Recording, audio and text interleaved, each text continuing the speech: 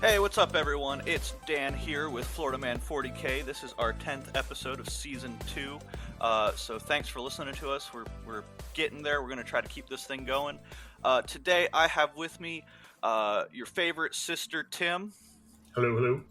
And your favorite memer, John Lennon. Howdy, howdy. All right, so just a quick rundown. We're going to talk about 3 different GTs to start this episode, and then, of course, AdMech just came out, so we're going to talk that, and if we have time, we'll balance between that and the new mission pack. We just record and go, so I don't know how much time we're going to have, but hopefully we hit all 5 of those topics. We're definitely going to hit the 3 GTs, and then one more thing. So, without further ado, John, let's hear it. Cool place, Spring GT, the Ultra meme. So we'll just dive into this to start. I think I mentioned on the last episode that I was busting out the Ultramarines as an Ultra meme, and the list kind of grew from a meme into no, this is actually real. Where my list, which was basically a very Walker-heavy Ultramarine list that was designed to be a shooty Alpha Strike, I played at the Cool Place GT. And had a pretty darn good time with it. Spoiler alert, the Ultramarines did claim a victory there. So I'm not going to break down, all my games, game by game. But it was a really fun event. This was at the Cool Place in Albany, Georgia, which is a shop I'd never been to. But it was actually really spacious and is actually something we're going to talk about later in the episode as well. So I was really excited to go there. And I just had a good time. This was a decent-sized GT. I think it was like 38, 40 people. Just to give a quick rundown of what the Ultramarines did. Kind of started off the GT by going second a couple times against some aggro armies. And the army has a hellacious Alpha Strike if it goes first, but it's still pretty resilient going second. So scraped out some, 70, 80 point victories early on against Imperial Knights and Space Wolves. But then after that, I kind of stepped on the gas. And when the Ultramarines go first, it gets very memey very fast. Because with the redeploy that they have and just the amount of guns, Ultramarines are really, really good at creating angles. And it just so happened that the 2 games that I went first over this weekend were the 2 games that were Dawn of War, which is like the absolute worst time to be going second against Ultramarines.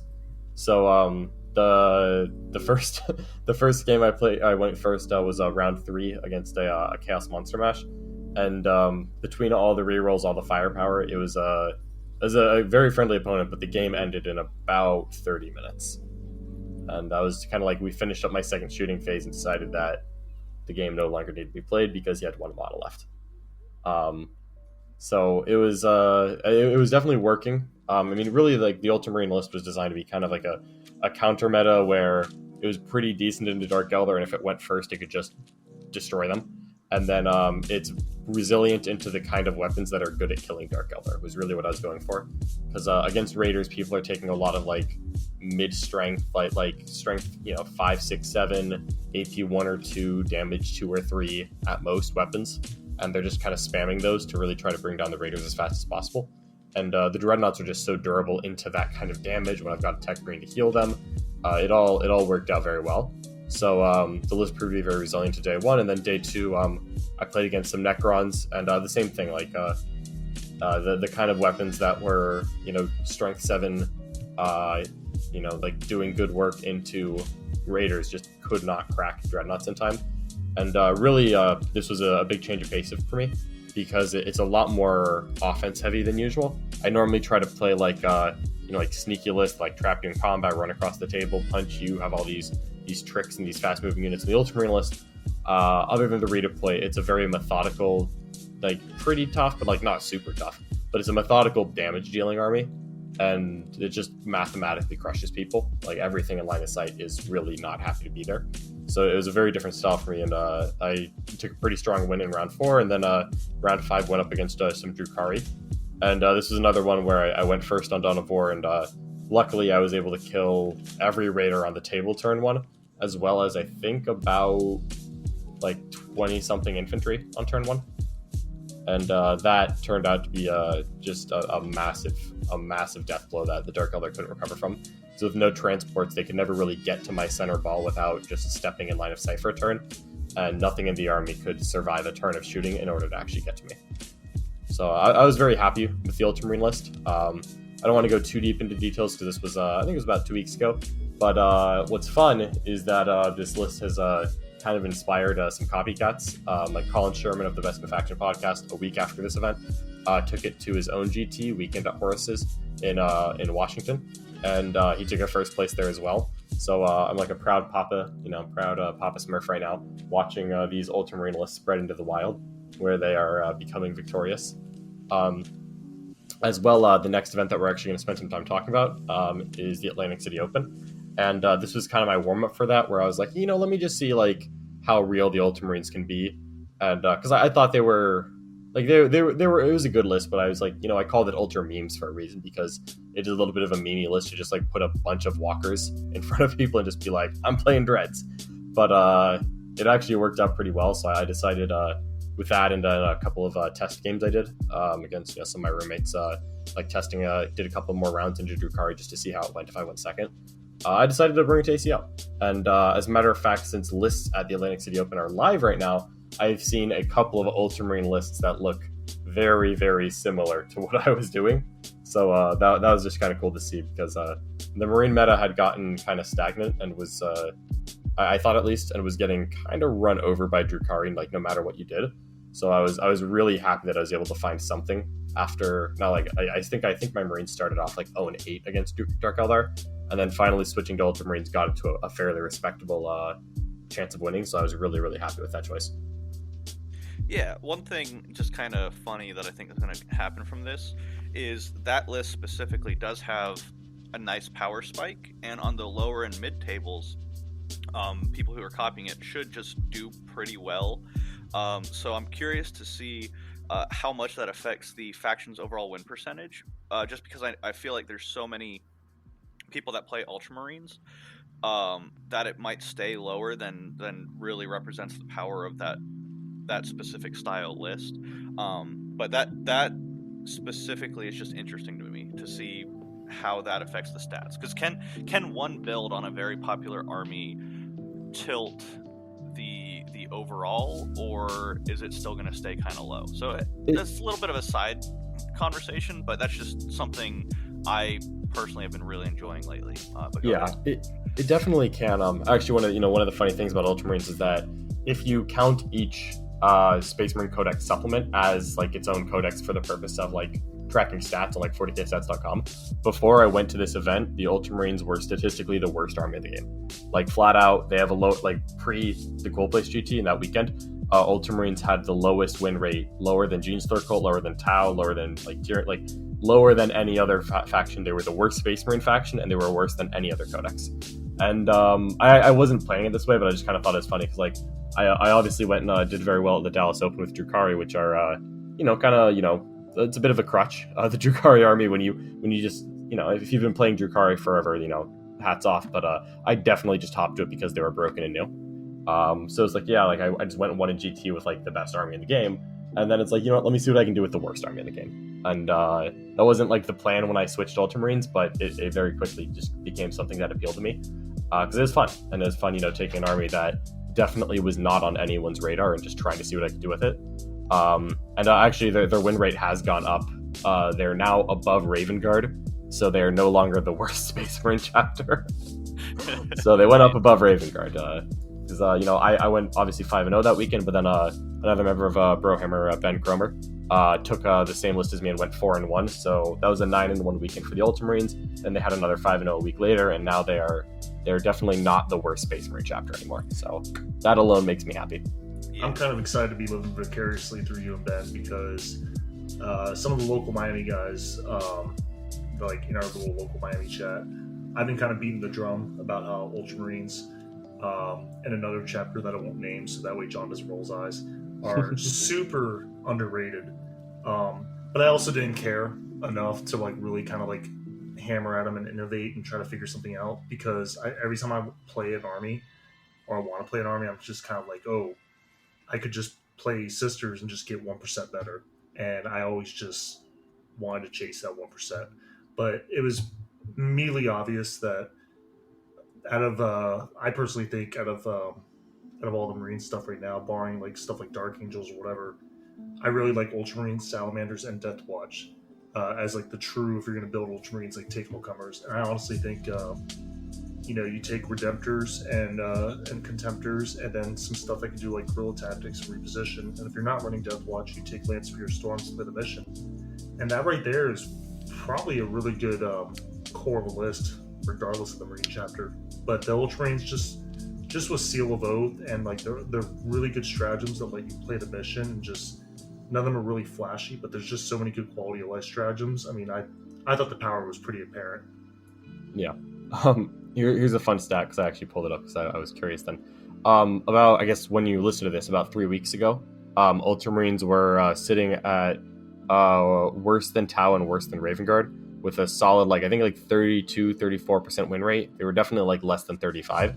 And 3 weeks later, they are up to a 45% win rate on the Ultramarines. So they're slowly climbing up there. they are now past Tyranids. So that is a sad state of affairs. Progress. Real fast. Oh, Tim said something, and I've heard you say it multiple times, Tim, and that's getting 1% better with Sisters, which I've always understood, but not until recently, when I played my first game with Sisters, did I realize that is a very noticeable 1%. It's not like other armies that are just kind of direct. It reminded me of when I was learning how to play the Chaos Psychic phase properly, but with an entire army. And so I absolutely get it now. The getting 1% better with Sisters, because that there's so many little intricate tricks that they can do, and the fact that they're like Harlequins, where if you make one positioning mistake, that unit's just gone. Getting 1% better is so much more relevant with that army than almost any other in the game. Fun fact: if we assigned it a numerical value, if you start out day one of the year and you get 1% better every day, you'll be 37 times better at the end of the year. If you can assign a numeric value, that's the value of the cumulative 1% better every day. Little pocket conversation, because I know John, you and I have talked about that. Anything you want to add before we shift gears about faction mastery? And I think with the top level players, they can kind of absorb the hit of switching factions, because they can kind of get carried a little bit by their game knowledge and just generally good decisions and good fundamentals. But for the rest of us, you want to just tap on faction mastery before we shift gears? I feel really hypocritical, because I used to be the kind of guy who was faction mastery, play Tyranids all the time, play Gene's Third Call. I already gave you an out, though. I said top level players can totally I know, but I totally gave you an out. I always preach, people are always oh, should I go buy a Drukhari army? I'm like, no, play what you've been playing and get good with it. And then in a month, when Drukhari are no longer top of the meta, and then you're still working on your army, you're gonna be in a better spot. So I mean, I definitely think it's more valuable. At the end of the day, we've seen a lot of people switch to Drukhari, and you know what? A lot of the people that switch to Drukhari just kind of still go 4-1, whereas before they were a 3-2, maybe sometimes 4-1 player. But honestly, I think if you just stick to your faction, if that's where you are right now, you can get to that reliable 4-1 with, again, still the chance at 5-0. If you're just putting reps in with your army, honestly, Tim probably could switch to Drukhari and go 4-1 in a week. If he just had a Drukhari army ready to go, he didn't have to paint anything. He just spent a week, playing practice games and getting reps with it. Honestly, he could probably just show up to a GT and go 4-1 right now. But for him to go 5-0, I mean, honestly, Tim probably would have a better chance just sitting and mastering the Sisters, because Tim's gotten really close to it before. He hasn't broken through, but I'm betting it's coming sometime this year. That's because Tim just keeps playing Sisters, and especially with the new codex coming up, I would not bet against Mr. Penny over here. Yeah, honestly, I'm kind of afraid of Tim with the new Sisters book. As I've played them and painted them and studied them and talked to Tim, and I realize how intimately Tim understands this army, getting secondaries and getting quality of life updates as well as new units, it's I've been lucky enough to somehow beat Tim in games I shouldn't have before. That ain't happening again. Tim's gonna kick my ass the next time we play, because it's just, yeah, that's all. I'm okay. I'm good. The end. I'm Alright. not talking. Sweet. Well, I'm over here blushing, guys. Why don't we go ahead and shift over to ACO? Speaking about getting better with armies and stuff like that. Yeah. John, you're actually, I think you've had so much success with the Ultramarines. You said you're actually going to take it to ACO. Why don't you tell us about that? Yeah, I'm bringing the Ultramarines to ACO, and honestly, it's because this is really hitting me at a weird time, where before we submitted our list for ACO, we knew that there was a GT pack coming out. So like we knew that there was a GT pack coming out, and we got that. We now have the rules for it, so we'll be talking about that later in the episode, hopefully. But that meant that like with the new GT pack coming out, I'm gonna be honest, I didn't really want to try and innovate and playtest a new list just for ACO, because I thought I would just have to rewrite it afterwards. And then also my what I really want to push for the second half of the season, I've been faction hopping a lot this year, and I don't actually like doing that. I really like being the guy who has a lot of reps with his army, is like intimately familiar with every part of it, and just doing my homework helps, but I would rather pick an army and stick with it. So I've kind of like pre-planned out that Sisters are going to be that army for me, because I absolutely love their model line. I tried to really get into them when their first codex came out, but COVID hit before I really had too much painted. So I really just want to, take a good forward step with Sisters and like spend several months of events just playing Sisters. But with that codex coming right after ACO, I was just like, I don't know what to do. And I didn't want to play Drukhari because I did it once and it felt dirty. And I didn't want to just, be a bandwagon Dark Eldar player. I did it once and I didn't want to go back. So I stuck with the Ultramarines. I don't know if Ultramarines have the best odds of winning the event, because I feel like they're a super solid army overall, but I think that they can just lose any given game, because they just don't have that I'm as broken as Dark Eldar to fall back on. Like, I think Dark Eldar would have been a little better, but honestly, the Ultramarines just kind of have that puncher's chance in any game, where, like, against even, like, the most brutally broken Dark Eldar list you can think of, like, the Ultramarines have the guns where I might just, like, if I go first, I can just rain hell down on them and just see if I can just kill all the Raiders and just make that a game. Or, honestly, like, they even going second, they have the firepower and the redeploy to really be in a good position. So I was excited about the Ultramarines. I want to take them out for another shot. I thought it was a very good way to kind of go out with Space Marines. This is, well, as soon as that Sisters Codex is out, I probably won't have many more Space Marine events for a couple months at least. If the Sisters Codex is what it's looking like, that's an army I'm going to play for a couple months and maybe for the rest of the season. So I just want to take the Ultramarines out for another shot. They're fun into Dark Eldar, and it's a very memey fun army. And also, what I like is that it's a list that's completely mine. Like, I did not see Ultramarines anywhere at all before I started working on this. So I'm happy that I can just go out there with something that's like, yep, I'm just doing my own thing, not meta chasing Drukhari. This is my stuff. Tim, I know you're taking a last shot with the Sisters of Battle, right? The old codex. Yeah, I'm running like a very old school style Rhino Rush list. After talking with you and Jack, and then playing the Dark Eldar a couple times myself, it's kind of obvious. Like you almost have to have like an MSU style transports, and like at this point I don't feel comfortable, at least in the current codex, unless I have about 20 plus units in a list. Otherwise, it just feels like I run out of stuff. So my current list, it's pretty simple. It's 2 Canonesses, Palatine, Draxus for fight last, just because if you're running that much MSU and you're running a combat-oriented list, you really need the fight last. You can do stuff like basing stuff with trash units and like, kind of mitigate the interrupt a little bit. But there's sometimes where you literally need to make someone fight last, and there's no substitute for it. 5 troops, because the list really focuses on OBSEC and board control. Unit of Seraphim with the hand flamers, just for board control, scramblers, flaming, with their hand flamers, shooting twice, potentially. They're just kind of like a tech piece, and they've been MVPs in many games. 2 big units of Repentia, a small unit of Repentia, 2 small units of Zephyrim. A Preacher, I'm only running 1 Preacher, so he has the relic for a 9-inch aura, to either let him affect multiple fights or let him affect a fight, but sit in a position where I don't have to sack him to get that extra little boost. That going from 6 inches to 9 inches, it quadruples the area that he covers, and it's just, in a board control army, quadrupling your sphere of influence is huge. 3 units of Retributors because no explanation necessary, the Retributors, and then 5 Rhinos with a Hunter Killer each one. And talking to Jack, I was a little skeptical about the Hunter Killers, but after about 10 or so games with them, I can't imagine. Well, I don't want to. I was going to say I can't imagine why I didn't run them before, but before we didn't have the Palatine, and before they were Strength 8, so I actually take that back.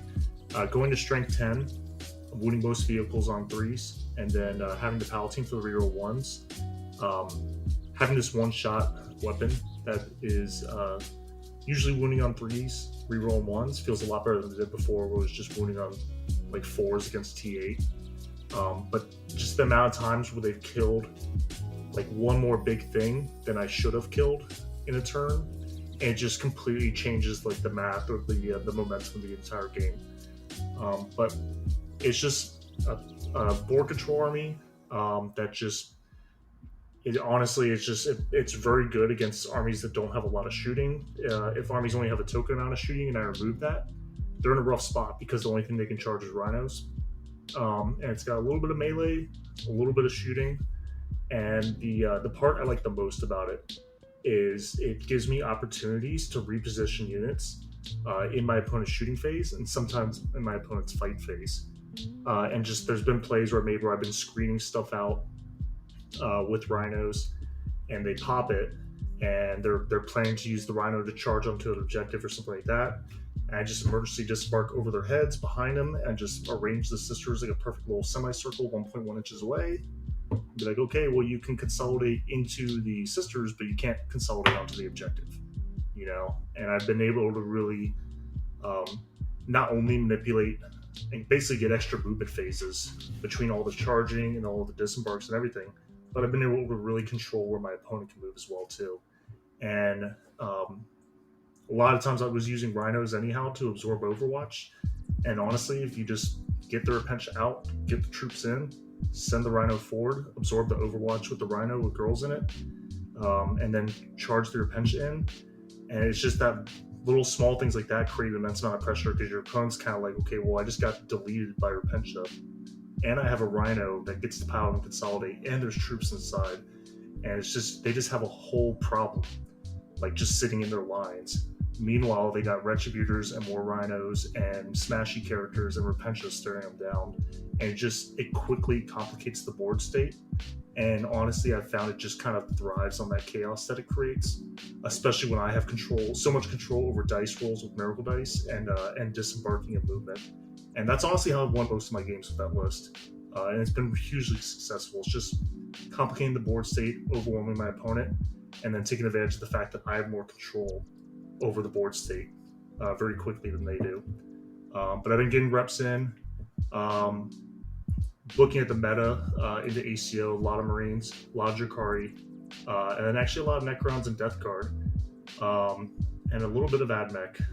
And it seems like that's the lion's share of what's going to ACO. So I've been just trying to get reps of my list, but then also trying to, now the lists are live, trying to get people, local guys down here in Miami, to run the list that I'm going to see or that I'm worried about, and try to get some reps in on the stress test, going first, going second, and then after that, just play good fundamental 40k and hope for the best. Yeah, I mean that's what I love to hear. I mean, I honestly I love the number of Rhinos on the list. I feel like Emergency Disembark is one of those strats that really kind of hit its stride like about 6 months into the edition, where no one was really using it, and then all of a sudden it's like, oh wow, this is an amazing stratagem. Yeah, I mean, the sheer amount of jank you can set up with emergency disembarks, with characters killing themselves with plasma, or just dying and then dying in the shooting phase and then reviving themselves. I mean, honestly, despite the triumph not being there, honestly, the game has so much CP and so many units that the full panoply of Sister's tricks has really been on display. And honestly, it's weird. If someone showed me this list a year ago, I would have been like, ew, but honestly, it might be one of the most fun and dynamic Sisters lists I've played. But that's enough about me. Dan, you want to tell us about, speaking of Sisters, the event you're getting ready for? Yeah, absolutely. So, We have an event here in Tampa, actually. So any of our local listeners who haven't heard, check out the Onslaught GT down here for the Strange Realms, being run by Lewis. But I was kind of in an army funk because Death Guard just wasn't mobile enough for me. Harlequins weren't I don't know. They weren't clicking. So, as I've talked about before, I was building the Sisters army, and I've gotten enough painted and got my first practice game, and I decided I'm going to be bringing these Sisters to the Onslaught GT. So, essentially, my list is very similar to Tim's because I've been working with Tim a bunch, but I have one less Rhino. And then just minor tweaks, because like Tim even said it to me, I think yesterday or 2 days ago. The core of a Sisters list in the current book is 3 Retributors, 3 units of Retributors, 3 units of Repentia, and then the rest is like personal preference, more or less.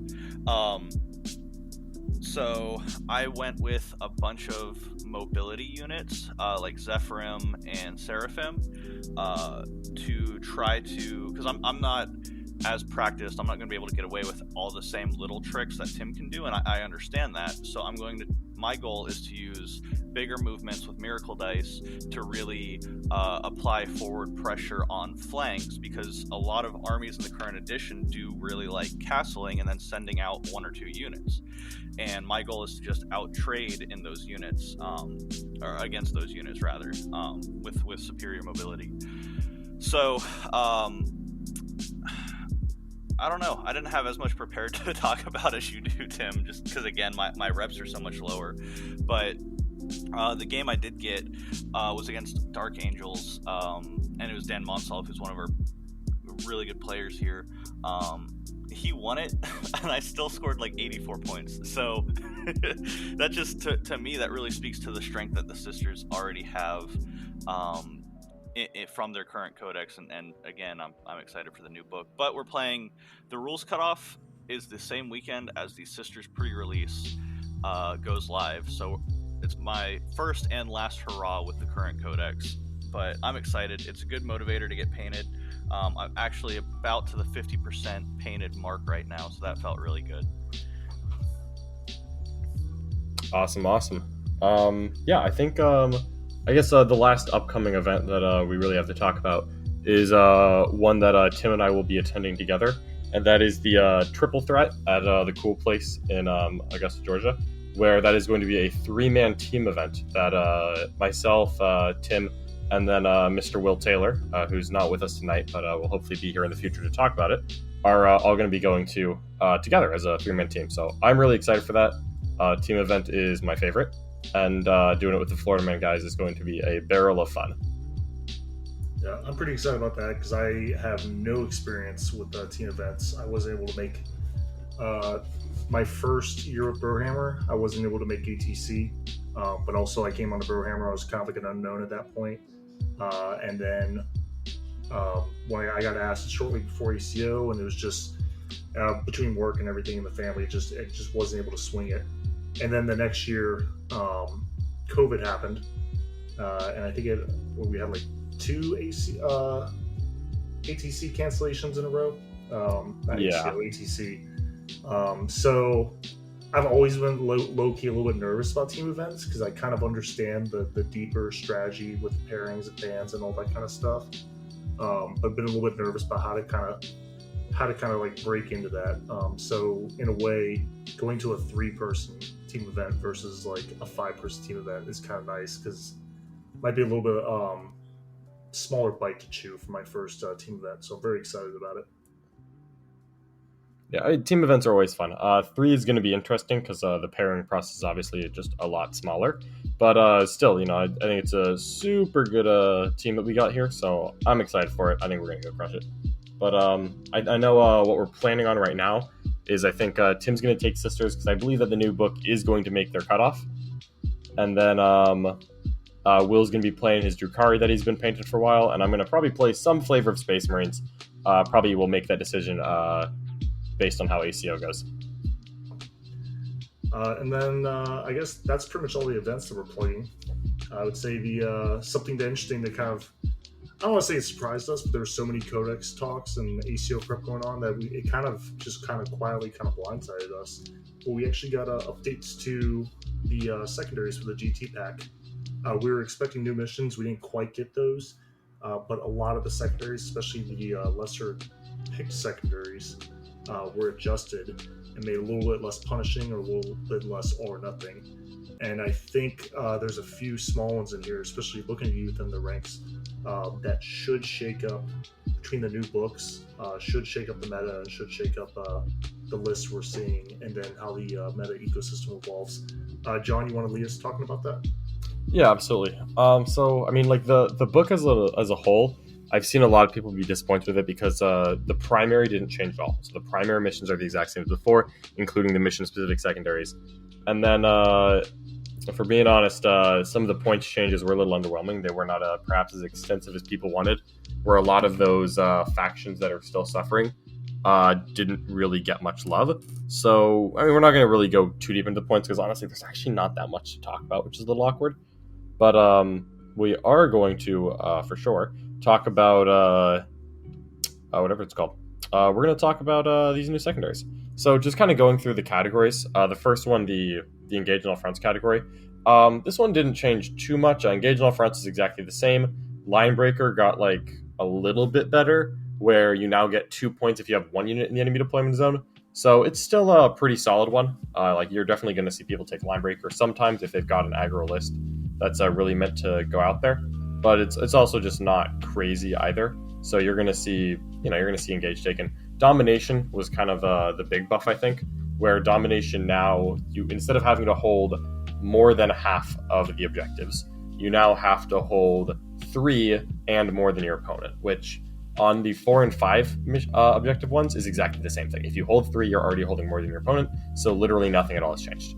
Where it actually matters is in the 6 objective missions, you now can hold 3 instead of 4, and as long as your opponent only holds 2, you're golden.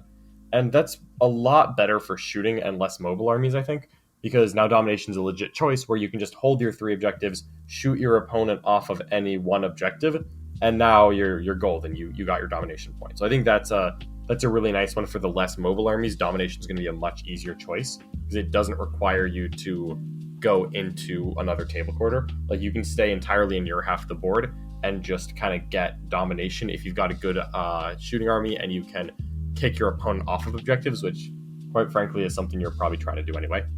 So honestly, that one kind of reminds me of back in 8th edition with the ITC missions. The overarching strategy that Gunlines had for scoring hold more was generally just to park on the objectives they could reasonably defend and screen, and then just focus on the least defended objective to shoot the opponent off of. Yep. I think this one is not being talked about enough because it dovetails super nicely with the AdMech getting their new codex. And I think that's going to be a big shot in the arm with AdMech getting the codex, getting the power boost, getting their secondaries, and then getting this as well. So maybe a week ago AdMech might have struggled with secondaries, and then now they take Domination and then they take a codex secondary. Next thing you know, between that and the extra rules and the extra firepower, they're a real force to be contended with. Yeah, and what's kind of ironic is that I think that the best AdMech Codex secondaries are the ones in that category. But if it's a mission where Domination is pretty easy, they have some other ones where, like, as long as they destroy more infantry than their opponent destroys vehicles with units, which if your only vehicle units are giant chicken blobs, that's actually pretty easy to do. That can be really strong for AdMech in the secondary game. The next category is the one that has While We Stand We Fight in it. While We Stand We Fight got renamed, and basically it's the exact same thing, except if a squad breaks up, the whole unit, like every part of it, has to survive to get the 5 points. And if it's partially, like one half of it is destroyed, it's like if you have like 3 mech guns and that's your While We Stand, and your opponent kills one of them, it's now worth 3 points instead of 5. And that's fine. I think that's a perfectly good change. It makes some of those like splitting into a million units for While We Stand We Fights, I think it just makes them a little bit more manageable. So I think that's definitely an up. And yeah, I agree on that one. I haven't dove super deep because the GT I'm going to is also using the old secondaries, but I love that change to While We Stand. It's not that it was necessarily an issue before. It just feels like that quality of life change that they paid attention. So Yeah. That was one specifically I did want to mention that I do think was Yeah, I was actually solid 10 out of 10. Yeah, I'm actually very happy with what they've done for the secondaries. Yeah, and then the fact that certain armies could do the whole splitting thing way better than other armies, you know, so it did kind of feel a little have and have not on that specific secondary. Mm-hmm. The next one, that category that changed was Thin the Ranks, which basically now is it's the same thing except vehicles and characters and monsters never count for it, but it's now, instead of a point for every model you kill, it's a point for every wound in a model you kill, I think. So now if you kill 10 Primaris Marines, you get 20 points, aka 20 tallies, which will translate to 2 points in the secondary, which is a big change. So all those multi-wound models like Beast of Nurgle, Nurgling Swarms, or Nurglings, Rippers, like Court of the Archon, all of those multi-wound stuff suddenly give up Thin the Ranks again. But with it taking away vehicles, some of those one-wound armies where Thin the Ranks was a good secondary against it, like Rhino Heavy Sisters or Dark Eldar, it's going to be a lot less common into those. So kind of a toss-up, like it's a side grade net, where some armies it's going to punish more, some armies it's going to help. Like scoring secondaries against Dark Eldar just got even harder. Scoring secondaries against the Beast of Nurgle list just got a lot easier. So that's kind of it's a toss-up as to what's better or worse there. But it's definitely a change. And I think that those like smattering of vehicles and infantry where you try not to get your count high on any one thing, that's going to be more common. But I think across the board they made a lot of secondaries eater score, so it's going to end up being okay. Yeah, my current list goes from giving like, it's the best secondary to take into my list, I think, and I give up 13 on it if I'm tabled, and I go from 13 points to 7 if you subtract the characters and vehicles. It's kind of crazy. Yeah, right on. Yeah, it's exactly like you're not giving up anything, but some of the other ones got easier, so I think it'll net out being okay. Grind them down stayed exactly the same, and I think that was it in this category.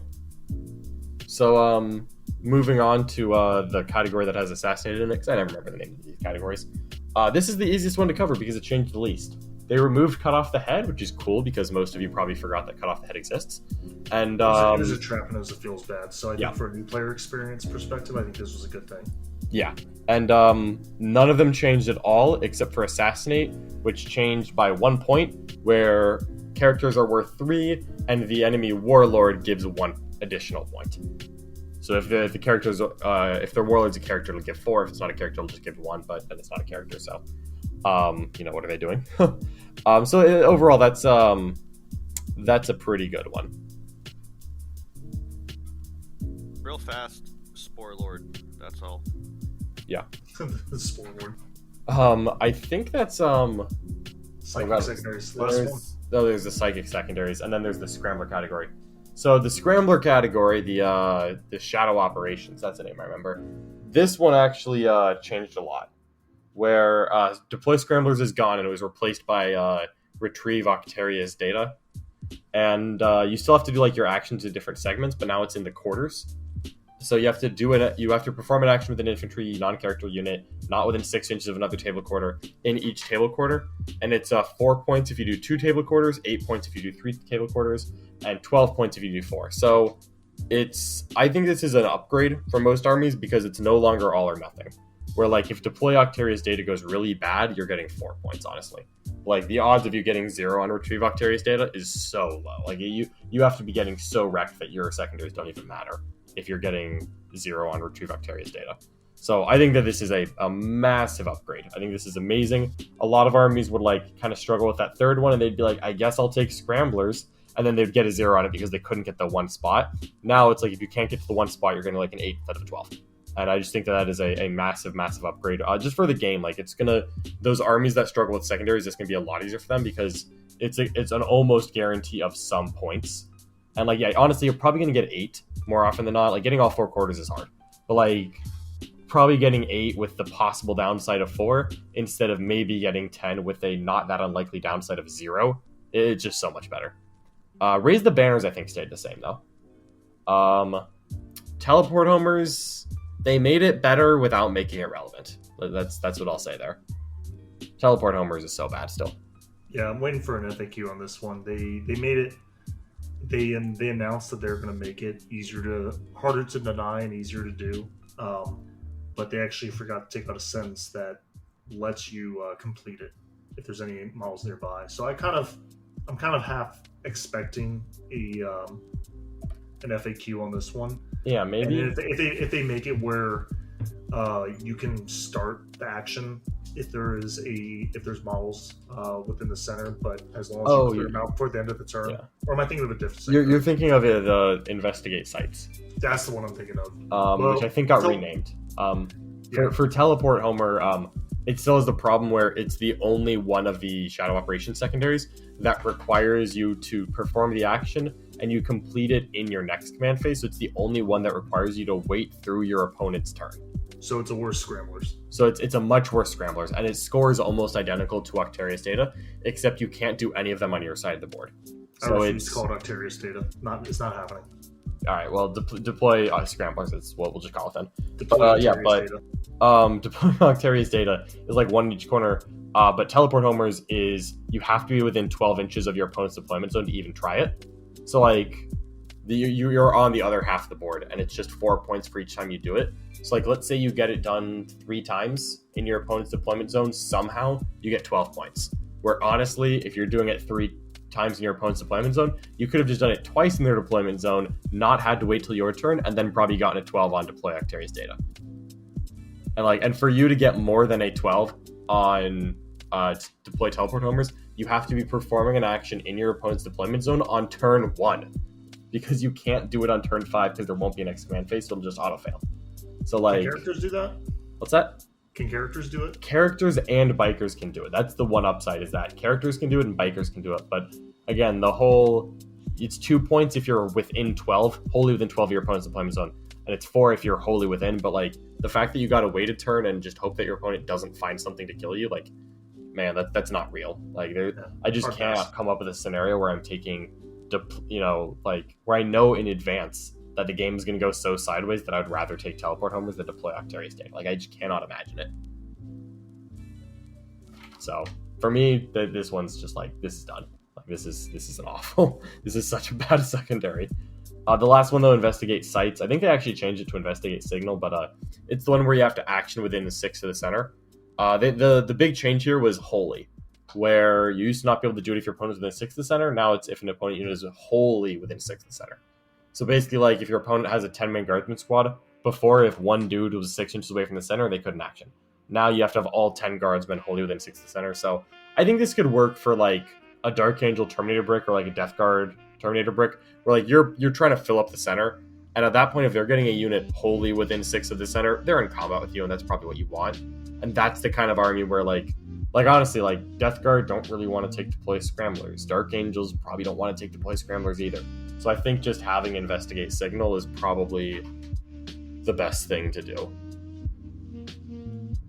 So that's, I think, kind of it for the non-psychic ones.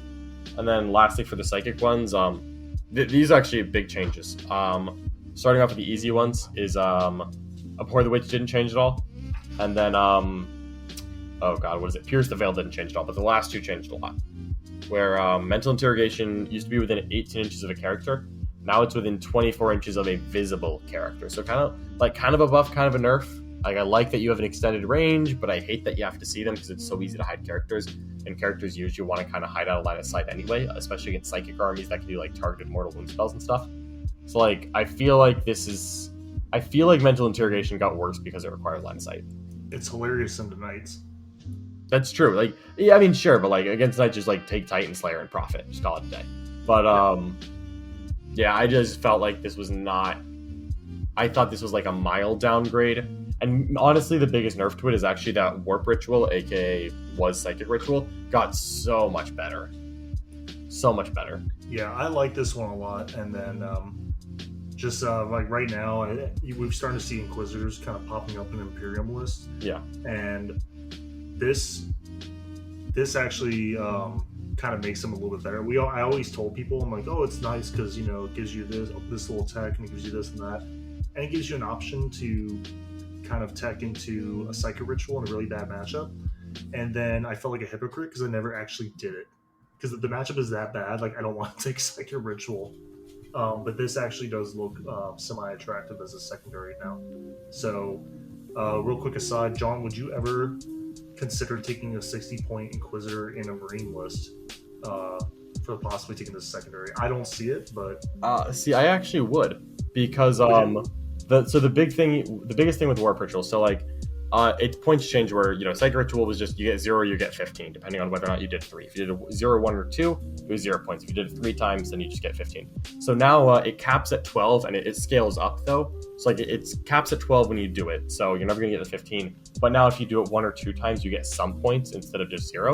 The biggest thing is they removed a limitation where the same Psyker had to do it all 3 times. Oh, that's kind of nice. So like now it's just 3 people perform the psychic action within 6 of the center. So like that's like, to me, that's just like, that is so huge. So we could potentially see lists where you have a librarian, but then you have a bare bones Inquisitor, because I do think they are very cheap for what you get. Yeah, for 60 points, like honestly, yeah. But so like I'm already taking on a librarian in my Ultramarine list. So like now the fact that it's not just 0-15 would make me like think about Psychic Ritual, but honestly, or Warp Ritual. But honestly, what I'd want to do is like I'd want to take an Inquisitor to do it because I like my librarian powers. Then if someone whacks an Inquisitor, I can take 1 turn off with the librarian to go cast the power. Yeah, you are. And if I fail to do it, I get like 8 or 10, or I think it's like 8 points. I think it's just 4, 8, 12. I need to actually check on that. How many points it is. If you look at that, I will say, so as a Chaos player, primarily, Psychic Ritual was one of my favorite secondaries that I only got to take half the time. But like, it was almost always guaranteed when I took it. I like that I can now take it basically every game, because that clause of the one character having to do it before going away is huge, because I can move Advanced Demon Prince turn 1, get in range with a little bit of a screen, cast it turn 1, and then he can go off and just mess stuff up and let my slower guys catch up and then start casting the power. So before having to just lock down my Demon Prince for the first 2.5 turns of the game, it didn't feel bad, because getting 15 points in a game is huge, but it didn't feel great either. So I'm a huge fan of this change. Yeah, I love that it's not the same guy every time. So it's just it's going to be a big change. I think that this and Domination are the two where I'm like, oh, okay, this is actually like, these are like changing the plan secondaries. I think then the ranks gets an honorable mention up there too. I think that's really going to be. You mentioned it in other places. I thought you kind of hit the nail on the head where it's kind of, they're trying to push you into picking your secondaries at the table. However, I think Thin the Ranks is going to have a very real domino or ripple effect in the way that people write lists, especially with Necrons. But I think, now Marines, Custodes, Necrons, a lot of armies are giving up Thin the Ranks. Whereas before, a lot of armies out there, if they weren't running vehicles or a ton of characters, they just simply weren't giving up secondaries from that kill section. And if you didn't have a plan for while we stand, we fight, you were in a really awkward position. It was basically like, hey, lock in Domination, engage all fronts, or Domination or engage all fronts, and play the primary super hard. But I think then the ranks is going to change. It's going to probably have the biggest shift in the way people write their list going forward. Yeah, that's true. Like, Thin the Ranks is really going to change what secondaries do and don't give it up. So, that's an upgrade for those. But really, I think the biggest thing is that there's a couple more secondaries now, like Deploy Octaria's Data, which Tim's going to just call Scramblers, Domination, and Psychic Ritual. That's 3 objectives in 3 different categories, so everyone has access to them. That all got significantly easier to achieve, I think. And that's just such a big deal.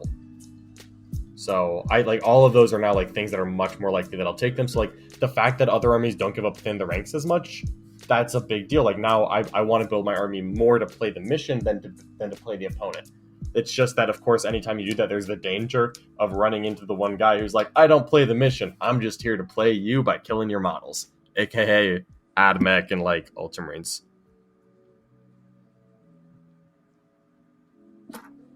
Yeah. Is that, I think, about it? That puts a bow on that conversation. Yeah, I think, that's really it there. I mean, like, points changes honestly weren't that much. I think, like, biggest loser was Dark Angels somehow. biggest winner was like, awkwardly enough, like other Space Marines, because Space Marines were like the only army that had and Sisters, but like Sisters points changes aren't real because there's exactly 1 week where they exist and the new codex doesn't, so I don't care about that. But like, they got 3 points off their Triptide list. Yeah, that's true. That's true. 1 point down on the Riptide. Good. So happy for Tau. Wow, they deserve that one. Yeah, it's honestly like there were just not that many changes. Like Genestealer Cult, like faction that I thought needed love the most. Like Genestealer Cult and Tower were the two that I thought like really needed it. Shield Generator went down 5. A Heavy Burst Cannon Riptide, not even the iron one, the bad one, went down by 1 point. Okay. Pure Strain Genestealers and the Adelan Jackals, which admittedly were like 2 of the worst teams for Genestealer Cult, each went down by 2 points model. Like, that is not even remotely enough that I would take them to a game. Like, not even. It's so just not a thing that I want. So it's a little lackluster where like the factions that really needed love, it looks like they're not giving it to them. And like maybe there are codexes or supplements or I don't know what coming soon, but like the if there's any upside here, it's that GW is they released an AdMech codex, and then 1 week later is the Minotaur Field Manual. 1 week later is the Sisters of Battle codex, and then we know that there is there's an Orc codex and an Orc box set and a Grey Knight codex and a Thousand Suns codex all coming soon. So like, if GW just ups the release rate like to where we kind of all wanted it to be, because obviously COVID slowed a lot down, I think this will be okay if they just start pumping out the factions, because maybe those factions that we wanted to get love and didn't, maybe they just have codexes coming so soon that they didn't bother. And like, if that's the case, I won't be mad. But right now, it's like we either need massive points changes to these armies, or they need to get new rules fast. So I'm hoping it's get new rules fast, because the massive point changes didn't happen. Yeah, and one thing too that I noticed is it felt like an outdated update for the most part, because things that were good for a brief like month in the Demons Codex got points increases. Oh yeah, like the Lord of Change, but and Keepers of Secrets I believe went up 10. No, they stayed the same. Did they? I couldn't remember if they were no, they were. You're right. Sorry, because the Dimacarian was cheaper. Now the Dimacarian is slightly more expensive. Yeah. So they snuck that in. They saw you do that, Lennon, and they said, nope, Tyranids aren't allowed to win, and they nerfed him. Yeah. But like so, the Lord of Change went up, but the Beasts of Nurgle, which I think have been highly efficient the entire edition and last edition, but they're just so expensive, nobody cared enough to mess with them until recently. They went untouched. So like, I don't know. It felt. Side conversation, I wish Games Workshop would go digital so that the releases stayed relevant to the meta. The meta moves faster than these types of patches. So that's what it felt like to me. Yeah, that I mean, like I could not agree more. Like I really could. Where I really wish that's what was happening, because honestly, like the January FAQ that they dropped on us, which was a PDF document, honestly, that was better than what we're getting right now. It's like, just do that. Like, just sell us, like honestly, don't even package the Minotaur Field Guide with the GT pack. Sell us the GT pack once, like, every 6 months instead of one every year. And then just, like, because, like, the missions they can update in advance, I think. And I think it'll be okay. But, like, the points is, like, they got to be on top of this. Like, things that got nerfed, like, actually nerfed, were Plasma Inceptors, Attack Bikes, Vanguard Veterans, and Talon Masters. And, like, and the Lord of Change. And Demacarans, like all things that I think really were relevant in the month of January, and like December, January, February. The Marine list is running like 3 to 5 dreadnoughts. Yeah, like right now every Marine list is like 3+ dreadnoughts, suppressors, troops, characters, and like none of that changed a point, not a single point. It's like, okay, so I just, and then oh god, poor Necrons going up on their Catacomb Command barges. Rip. Necrons kind of got completely screwed with this update, like real talk. Yeah, because like they were honestly doing pretty decent in like December, January, and then like after, which I'm guessing is when this was finalized. I don't really know, but like that's what I'm guessing based on the things that got nerfed. Like, because like why the heck would they have nerfed Demacarans before December or January? Like that's when they actually started doing things. I mean, like, at least with the Demacarans getting nerfed, they kind of counterbalanced that by dropping the Swarm Lord 30 points. That's true. But with the Necrons, it kind of felt like their melee is kind of like okay their long range shooting, besides the Menhirs, is really non-existent. And then if you're bringing Menhirs, you're bringing the Silent King, and honestly, I feel like that is kind of a liability, honestly, in the Dark Elder meta. And their short range, like anti-infantry shooting, is pretty decent, but it feels like the thing that they do the best right now is play the mission. And so all the builds I've seen like lean really hard into that, like double Catan or triple Catan, just lots of OBSEC bodies. Because Catans, they don't really kill stuff, but they do hurt it.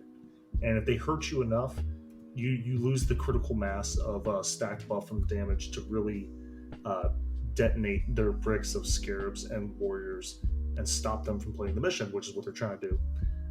And then the nerfs on the Catacomb Command Barges, which is one of their best characters, especially if you're trying to score the secondaries where a noble kills something, combined within their ranks, it's just like, I think it's going to be rough sledding for probably, unless the meta shifts really hard. I think the next year is actually going to be very rough for Necrons. Yeah, it's the poor Necrons, like, it feels like they need a buff right now, like a small one, but then like they didn't really need a buff a couple months ago. I don't think they needed a nerf a couple months ago either, but they just kind of got like -20 on the Doomsday Arc, which doesn't make anyone care, and then like plus points on the Crypt deck with the Lance, Entropic Lance. It's just like, it's like, why? So yeah, I mean, I think that's about it though. Speaking of beat boop robots, let's move into the main topic. That's topic. true. We do have those lovely robots. That new AdMech Codex we mentioned sneaking up on us. Ooh, buddy. So I remember, peering into the Art of War stream, and 5 minutes after I tuned in, I just saw a bunch of I think it was Blight Lords just get absolutely obliterated by Rangers. Yeah, I was like, hold up, what? Yeah, AdMech, like, the shooting that they had got a lot worse, but the shooting that they weren't using got a lot better. Where like all those everything, like, they have so many good core buffs. Like, you're not taking AdMech lists that aren't revolving around the core units, which again is like, if it's core, it gets put in the list, and if not, it just gets ignored. Exact same thing that Side topic. I hate that. I hate the way that core is kind of. I understand what they were trying to do with the whole core system. I think it's a failed experiment, personally. I agree, actually. Like, that may be like a little soapbox to stand on, and like because like that's a whole conversation. I think core has failed miserably as a process. I really dislike it because at this point it's just like, why do I take a unit that's core because it has some stupid busted rule that shouldn't be there? Yeah, it creates a complete haves and have-nots in an army. Like, if you're not core, I'm bringing you for two reasons. One, you're so dirt cheap that you can just go do, like, score me points and I don't care what happens to you. Or two, you are so wildly broken that you don't need the buffs. But starting in 8th edition, the way they designed codexes was very much like an EDH deck in Magic the Gathering. You have a lot of little pieces that all combo out to get you, like, a result at the end. Making it to where only certain selections get those benefits to combo out, those are just what you're going to take. So yeah, I won't, we're already an hour in, we barely talked to AdMech. I won't go any deeper than that today, but that is a topic we should just spend an hour bashing. Yeah. Core started out as a great idea, and now I hate it. So real quick, just to kind of ground us, I don't know, I think off the top of my head, I think pretty much all the infantry and then chicken walkers got core, and I think most of the vehicles did not. Yeah, so is that correct, John? So in all the infantry and cavalry, except for the Cataphront Breachers Destroyers, all of them got core. So Cataphrons not core. Everything else, so like, the little Dune Stalker guys, Sicarans, Service Raiders, Rangers Vanguard, all that's core. And then the Ballistari and the Dragoons, they got core. Like the Chicken Walkers, all core, which is like, oh dang. And then the other thing is that the Rosie robots, the Castellan robots, they get core while they're near their character, which actually, like, they're not bad. If they didn't have core, they'd be garbage. I'll just put it that way. Like, core makes them a thing to consider. I don't think they're necessary, but it makes you think about it. If they didn't have it, it literally wouldn't even be a unit. Yeah, right now, like, you can stack so many buffs on the core units, and then the introduction of the Canfils, which already existed, and then the Skitarii imperatives are so strong. So like you can have a ranger squad. They come in 20s now. So a 20-man ranger squad is like 40 shots. Then you can 2 CP make them rapid fire 2 instead of heavy 2. So now it's 80 shots. And then their strength 4 AP 1, but you gave them +1 to hit from an imperative, and they reroll 1s to hit. And then you had one of your magi do a thing, so he made them +1 strength. And then you had a manipulus give them extra range and extra AP. And then you do Wrath of Mars, and suddenly this troop unit that has a 2-up armor save and is ignoring AP 1 and 2 and has transhuman now puts out 80 shots, hitting on 2s, rerolling 1s, strength 4, rerolling 1s, AP 2. If you're Mars, you can do mortals on 6s, but then you won't be the transhuman from Lucius. Like, you can stack crazy buffs on these troop units, and Last Chickens got super effective with core, because the Skitarii Marshal is just a fantastic budget buffing HQ. It's great, absolutely great for AdMech. So AdMech are very different than before. Like, without, like, you know, this isn't really a review. It's more like, oh, like, what do we, just kind of hot takes. I think AdMech are the second best codex in the game. I think they are not quite as good as Drukhari, but they're good enough to beat Drukhari on any given day. Like, it's not just Drukhari are still just waffle stomping the rest. I think AdMech are very close to Drukhari, but they're a little bit more in striking distance of the not Drukhari. Yeah, it seems to me like it's chicken walkers are already pretty good before. You usually see about anywhere like 2x2 or like 6 in like a list. And so now it just seems like AdMech's gonna be pushed into like almost like infantry swarm, backed up by chicken walkers. Maybe some transports or boats and planes for utility, but I think it's mostly going to be like stalkers, priests, rangers, backed up by characters and the chicken walkers. And the 1 10-man Taraxi unit. Yeah, let's talk about that unit real quick, because I feel like remember when people when Tactical Obliqua started becoming like public knowledge and people just started losing their minds, but then we kind of like learned how to play against it, like how to bait it out, you know, like just by charging it with trash or boot blocking or that kind of stuff, or just damn shooting the units, but like, let's talk about the Taraxi units and that stupid ability or strat, because people are going to lose their minds when this gets out to the public. So once you've played against it, it's just like, why is this happening? So what it is it's a booster thrust. 1 CP at the end of the AdMech players turn, you can take a Taraxi unit and put them in reserve, and they just come back in next turn. And like, that sounds good. That sounds like guerrilla tactics or like Swooping Hawks. Like, this sounds like 17 other rules. The thing is that this doesn't have a clause that you can't do it. One, it's the end of the turn, not the end of the movement phase. So like, you get to do a shooting, charge, fight, morale phase before you do this strat. So it's a little bit better because of the time, because you actually get to use them the turn that you pull them. Whereas like other things, you usually pull them into movement phase. They don't really do much damage that turn. So that's better. And they don't have a clause where you can bring them down, where you can't bring them up the same turn you bring them down. So like Swooping Hawks, for example, a very, you know, like role-wise similar units to Taraxi, they have a rule where you can put them in reserve and they come in the next turn or in a later turn, but they can't be pulled up on the same turn that they arrive. So Taraxi, you could theoretically start them in reserves. Turn 2, they arrive, flame people with their phosphor torches, because that's what Taraxi do. And then you pay a CP at the end of your turn, after you declared a YOLO 9 charge, just to see if you hit it, because if you do, you just get some free attacks. And then you just pull them back into reserve.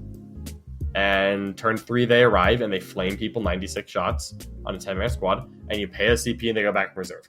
And you just deep strike every time, and you pull them up into reserve after you have checked whether or not you have deployed a scrambler or gotten engaged on all fronts, because it's all end of the turn, and you just check that simultaneously, so the owning player chooses. So like, you can deep strike a Taraxi unit, flame things, score your engagement on all fronts, and then just pull them back into reserves immediately. Yep. If you're like me, your jaws should be on the floor right now.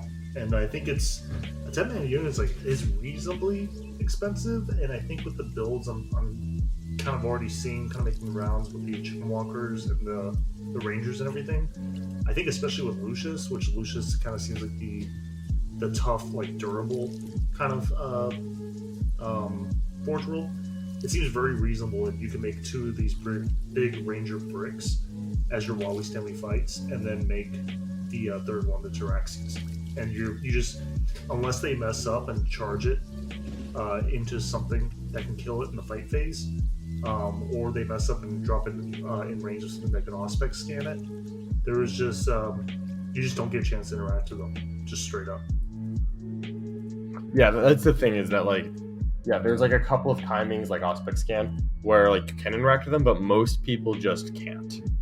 And most armies literally, like orcs, if the AdMech player would like for the orc player to not fight this unit, then orcs will not make an attack against this unit at any point in the game unless they go second on turn 5.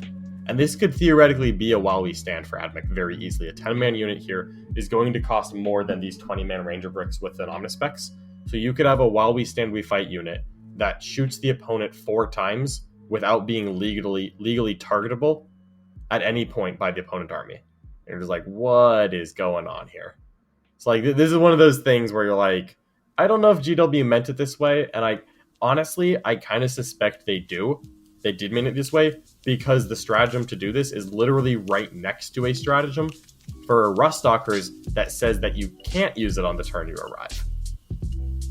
And this one specifically lets you use it on the turn you arrive. And it's like, okay, I think they just thought that was really cool and didn't quite think it through. If I'm being honest with you. I think I can see them FAQing it because this is just ludicrous once you put it on the table.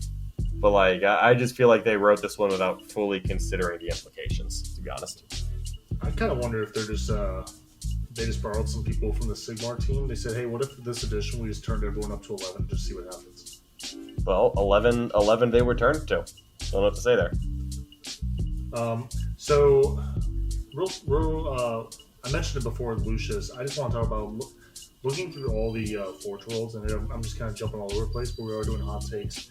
I definitely like how, power levels aside, I like how the new AdMech, it seems like it's less castling and vehicles, and it's more about spreading out and everything. But I want to say, like, even though I don't play them, I'm totally on Team Lucius. I think they're the ability with those new rules where you can shift the movement versus the saves, and then the weapon skill versus the bliss skill, the doctrinas I think they're called, and then like Lucius being able to ignore the AP, get +1 to save, the warlord trait for transhuman. I don't know. To me, like they jumped up to me as the coolest. I know a lot of people like Mars, but Lucius jumped up to me. What about you guys? Yeah, Lucius feels like Lucius and Mars, right? It's honestly those are the top 2, and everyone else is like a distant third. Metallica is third, but like I think Metallica is clearly third, and then everyone else is just behind Metallica, and like you don't even think about it category. I love the AdMech Codex from a design space perspective. Like it has so many cool options. It's a very different playstyle than before. Tons of cool interactions. It's a complicated rule set, maybe a little too complicated. There's a lot of keyword stuff going on and a lot of command phase buffs. Like this is an army where I would want every buff I do written down on a poker chip that I could put around the army because otherwise I'm going to forget. But it's a very powerful army and I like it. And I think if every codex ends up like this, it's great. But right now it feels like another, not quite Drukhari, but definitely I'm the latest and therefore I'm the best kind of codex. It's like this does feel better than anything. Like right now it feels like there's a couple of armies that can compete and a lot of ones that are just like, you don't want to get shot by AdMech. Like we saw Death Guard playing to AdMech and just get utterly wrecked. Like the shooting phase was just like, hey, everything in line of sight is dead. Like I know your whole shtick is durability while being slow. My shtick is killing your durable units in 1 turn before they get to me. It's like, oh, well this isn't fun. Yeah, I think we've even though it is cool, I agree. There's probably a little too many keywords, a little bit too much word salad. But I definitely think that we've kind of hit the tipping point, where now, I don't know the actual numbers, but it's definitely feeling like now if you don't have a 9th edition book, you are in the minority power-wise. Yeah. And it's just because there's just enough books out there that just have it. And even the books that are a little bit less powerful 9th edition books, at least they're like with a book that's designed for 9th edition, and there's some stuff there.